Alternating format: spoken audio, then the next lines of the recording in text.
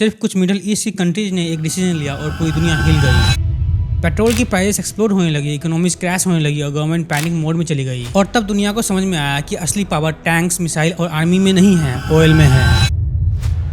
पिछले 60 सालों से एक ऑर्गेनाइजेशन ग्लोबल इकोनॉमी की हार्टबीट को कंट्रोल करते हुए आई है। उसका नाम है ओपेक। एक कार्टेल जो डिसाइड करता है कि दुनिया को कितना ऑयल मिलेगा और किस प्राइस पे मिलेगा। लेकिन पिक्चर अब चेंज होने लगी है। ओपेक के अंदर क्रैक दिखने लगा है। मेंबर कंट्रीज ऑर्गेनाइजेशन को छोड़ रही हैं। The United Arab Emirates says it will leave the Organization of Petroleum Exporting Countries from the 1st of May. This is a heavy blow for the organization at a time when the Iran war is already causing a shock to energy supplies. America दुनिया का सबसे बड़ा oil producer बन चुका है और renewable energy का rise एक नए एरा की शुरुआत कर रहा है। और सबसे शॉकिंग बात, जो सिस्टम ओपेक ने अपनी पावर को बचाने के लिए बनाया था, शायद वही सिस्टम उनकी पावर को खत्म कर रहा है। तो क्या दुनिया का सबसे पावरफुल कार्टेल टूट रहा है? क्या ओपेक का गोल्डन एरा खत्म हो रहा है? और अगर ओपेक सच में वीक हो गया तो इसका असर पेट्रोल के दाम से लेकर ग्लोबल पॉलिटिक्स तक हर चीज पर कैसे पड़ेगा? आज हम अनकवर करेंगे एक ऐसी स्टोरी जहां पावर, मनी, जियोपॉलिटिक्स और टेक्नोलॉजी मिलकर दुनिया के सबसे इन्फ्लुएंस कार्टेल को चैलेंज कर रही है। The UAE made the bombshell decision to quit OPEC, the oil cartel that has shaped global prices for decades. ये कहानी है दुनिया के सबसे ताकतवर ऑयल कार्टेल की, जिसने सालों तक दुनिया को अपनी शर्तों पर चलाया है और आज अपने बनाए हुए सिस्टम के बोझ के तले दब रहा है। सोचो एक सेकंड के लिए, तुम एक दुकान में जाते हो और वहाँ सिर्फ एक बेचने वाला है। वो जो प्राइस मांगेगा वो तुमको देना पड़ेगा। बार्गेन का कोई ऑप्शन नहीं है, कोई कंपटीशन नहीं है, बस सिर्फ एक और सिर्फ एक की मर्जी चलेगी। अब इस दुकान को दुनिया के सबसे बड़े एनर्जी मार्केट में शिफ्ट करो।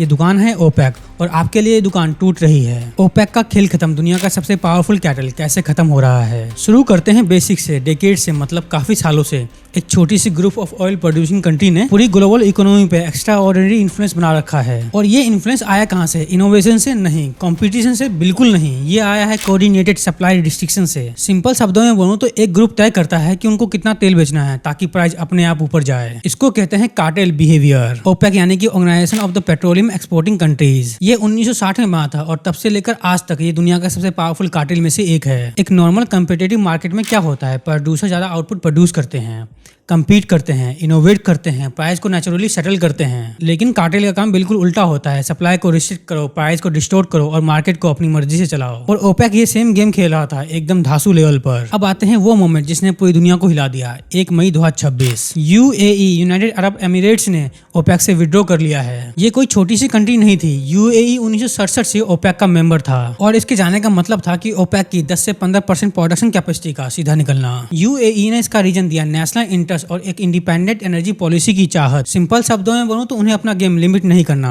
और ये पहली बार नहीं हुआ, ये एक ब्रॉडर ट्रेंड का हिस्सा है। कटार और इक्वाडोर 2019 में चले गए। एंगोला ने 2024 में एग्जिट ले लिया। गबोन और इंडोनेशिया वो भी धीरे धीरे हट गए। जो एक सॉलिड पावरफुल मोनोलिथिक ब्लॉक लगता था वो धीरे धीरे टूट रहा है। अब थोड़ा जूम आउट करते हैं। ओपेक कंट्रोल करता है ग्लोबल ऑयल प्रोडक्शन का रफली 40% और प्रोवन रिजर्व का तो 80%। यानी दुनिया के नीचे जो तेल पड़ा है उसका 80% का हिस्सा इनके कंट्रोल में है। इस पावर के साथ ये लोग प्रोडक्शन कोटा सेट करते हैं, सप्लाई रिस्ट्रिक्ट करते हैं ताकि प्राइसेस आर्टिफिशियली हाई रहे, मार्केट को अपने हिसाब से एडजस्ट नहीं होने देते। और अब ये सिर्फ इकोनॉमिक प्रॉब्लम नहीं है, ये पॉलिटिकल भी है। 1970 से लेकर आज तक अमेरिकन प्रेसिडेंट ने ओपेक को इकोनॉमिक और जियोपॉलिटिकल चैलेंज की तरह देखा है। रिचर्ड निक्सन से लेकर डोनाल्ड ट्रंप तक सबने कार्टेल को एनर्जी कॉस्ट बढ़ाने और इन्फ्लेशन को फ्यूल करने के लिए क्रिटिसाइज किया है। डोनाल्ड ट्रंप ने तो ओपनली कहा है कि ओपेक एक मोनोपोली है। यूएस कांग्रेस ने तो बार बार कार्टेल के against anti trust measure consider किए हैं। ये टेंशन सिर्फ पेट्रोल पंप पे नहीं दिखता, ये ग्लोबल डिप्लोमेसी में भी बार बार सामने आई है। अब बात करते हैं ओपेक की सबसे बड़ी मार्केट मैनिपुलेशन की। वर्ल्ड वॉर 2 के बाद की बात करें तो 1945 से 1973 के बीच जो कंट्री बाद में ओपेक में बनी, उनका ऑयल प्रोडक्शन रफली 3 मिलियन बैरल पर डे से बढ़कर 30 मिलियन बैरल्स पर डे हो गया था। ये एक इनक्रेडिबल ग्रोथ था और इसने मॉडर्न हिस्ट्री के सबसे स्ट्रॉन्ग इकोनॉमिक ग्रोथ के पीरियड को सपोर्ट किया। लेकिन 1973 के ऑयल क्राइसिस के बाद ग्लोबल ऑयल डिमांड बढ़ती रही। 2012 तक nearly 19 million barrel per day हो गई। और ओपेक ने क्या किया? उन्होंने अपनी प्रोडक्शन रफली 30 मिलियन बैरल्स पर डे के आसपास ही रखी, 1973 के लेवल के आसपास, ताकि प्राइसेस आर्टिफिशियली हाई बनी रहे। डिमांड बढ़ती रही, सप्लाई रोक दी गई और प्राइस ऊपर बढ़ते रहे। और यही है कार्टेल का खेल। और इकोनॉमिस्ट क्या कहते हैं? रिसर्चर जनरली यही कंक्लूड करते हैं कि ओपेक के कोऑर्डिनेट सप्लाई रिस्ट्रिक्शन के बिना ऑयल प्राइस काफी लो हो सकती थी। ऑयल सिर्फ पेट्रोल पंप तक लिमिटेड नहीं है, ऑयल इसेंशियल है, ट्रांसपोर्टेशन, मैन्युफैक्चरिंग, एग्रीकल्चर और ग्लोबल ट्रेड सब में। इसका मतलब है कि ओपेक अगर सप्लाई रिस्ट्रिक्ट करता है तो पूरा इकोनॉमी महंगा हो जाता है।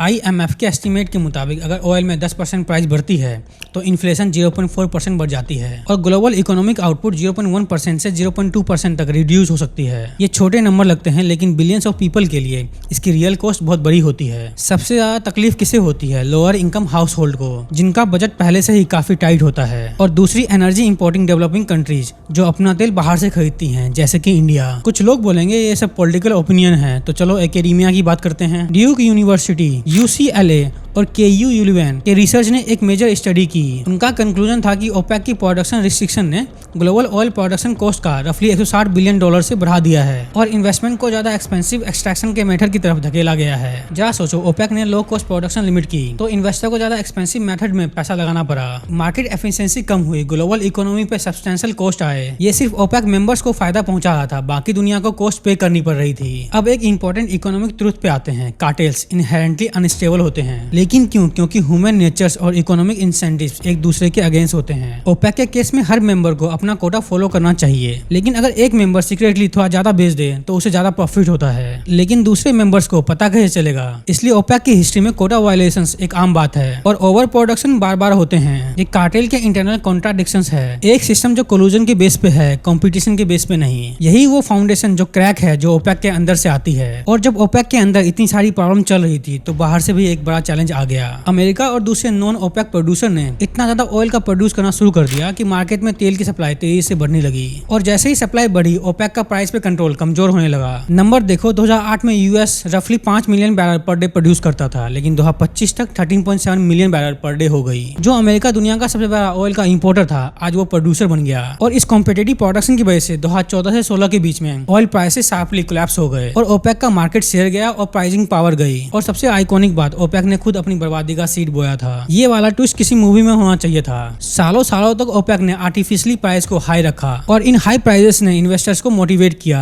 हाइड्रोलिक फ्रैक्चरिंग, हॉरिजॉन्टल ड्रिलिंग जैसे टेक्नोलॉजी में पैसा लगाने के लिए। इन टेक्नोलॉजी ने यूएस सेड रिवॉल्यूशंस को फ्यूल किया। मतलब ओपेक के ग्रिड ने ही उस टेक्नोलॉजी को फंड किया जो ओपेक को चैलेंज कर रहा है। 2014 तक ओपेक को अपनी प्राइस सपोर्ट स्ट्रेटेजी को अबंडन करनी पड़ी। उन्होंने मार्केट में ऑयल फ्लड कर दिया यूएस ऑयल प्रोड्यूसर को क्रश करने की कोशिश में, लेकिन वो कोशिश अनसक्सेसफुल रही। यूएस ऑयल प्रोड्यूसर्स और ज्यादा एफिशिएंट हो गए। टेक्नोलॉजी ने उन्हें सर्वाइव करने में काफी हेल्प की और इसी की वजह से ओपेक की जो पावर थी वो और ज्यादा वीक हो गई। जब मार्केट फ्री होती है प्राइस सिग्नल पे रिस्पॉन्स करने के लिए, कंपटीशन और इनोवेशन इवेंचुअली कार्टेल पावर को अनराइवल कर देती है। ये सिर्फ ओपेक की स्टोरी नहीं है, ये एक यूनिवर्सल इकोनॉमिक ट्रुथ है। तो वापस आते हैं यूएई के पास। यूएई का ओपेक से बाहर निकलना सिर्फ पॉलिटिकल डिसीजन नहीं था, ये इस बात का सिग्नल था कि खुले मार्केट में अपनी मर्जी से compete करना ओपेक के प्रोडक्शन लिमिट्स में बंधे रहने से ज्यादा फायदेमंद है और लॉन्ग टर्म में और बेहतर हो सकता है।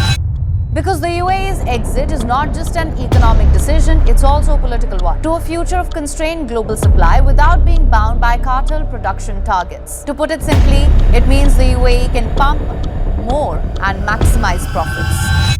यूएई को समझ में आ गया कि फ्यूचर में एनर्जी मार्केट में गेम अलग होगा। आगे चलकर जीत उनकी होगी जो और ज्यादा एफिशिएंट होंगे, नई टेक्नोलॉजी यूज करेंगे और खुले मार्केट में compete करेंगे। और जब ऑयल मार्केट में इतना बड़ा प्लेयर ऐसा फैसला लेता है तो ये बाकी ओपेक कंट्रीज के लिए भी एक सिग्नल है, एक सिग्नल की शायद पुराना मॉडल पहले जितना मजबूत नहीं रहा। तो क्या ये मान ले कि ओपेक खत्म हो गया है? अभी बिल्कुल नहीं। ओपेक अभी भी शॉर्ट टर्म में प्राइस को इन्फ्लुएंस कर सकता है। उनकी प्रोडक्शन कैपेसिटी अभी भी काफी सिग्निफिकेंट है, लेकिन ब्रॉडर ट्रेंड बिल्कुल क्लियर है। मार्केट फोर्सेस ग्रेजुअली ओवरटेक कर रही हैं कोऑर्डिनेटेड रिस्ट्रिक्शन को, कंपटीशन बढ़ रही है, इनोवेशन बढ़ रहे हैं, अल्टरनेटिव एनर्जी सोर्स एक्सपेंड हो रहे हैं। कतार, यूएई और बाकी कई सारे कंट्री चले गए हैं। हर डिपार्चर एक सिग्नल है। एक कार्टेल मॉडल जो सिर्फ तब काम करता है जब सब साथ होते हैं, वो टूट रहा है एक एक मेंबर करके। 1960 में जब ओपेक बना था तब दुनिया अलग थी, तब इनोवेशन स्लो थी, टेक्नोलॉजी लिमिटेड थी, अल्टरनेटिव बिल्कुल नहीं थे। और आज टेक्नोलॉजी ने सब बदल दिया है। शेल रिवॉल्यूशन ने दुनिया बदल दी है, रिन्यूएबल एनर्जी आ रही है और इलेक्ट्रिक व्हीकल्स आ रहे हैं।